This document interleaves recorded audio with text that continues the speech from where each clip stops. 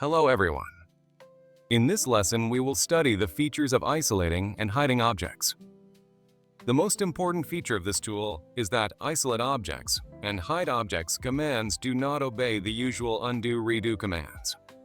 There are separate commands undo the isolation step and redo the isolation step to undo and redo the last actions discretely. And if you need to completely undo isolation or hiding, use the command unisolate object or unisolate objects. We can isolate a certain set of objects, eliminating unnecessary graphics at the moment, edit it according to our needs, and disable the isolation, returning objects visibility.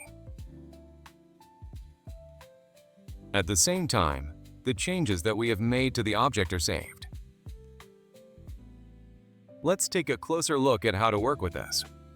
In addition to the commands in the View tab, the Isolate group has the necessary set of commands in the Function panel at the bottom. Click on the light bulb button, and we will see all the same commands as on the panel above. We can both hide an object and isolate a specific drawing object. A gray light bulb means that there are no hidden or isolated objects in the current drawing, while a yellow one warns of hidden or isolated objects. Insulation options may also vary. It can be persistent or temporary. Persistent isolation means that the state of isolation and hiding of objects will remain in the next work sessions after saving the drawing, and temporary isolation is valid only in the current session. This brings our short lesson on isolating and hiding objects to an end.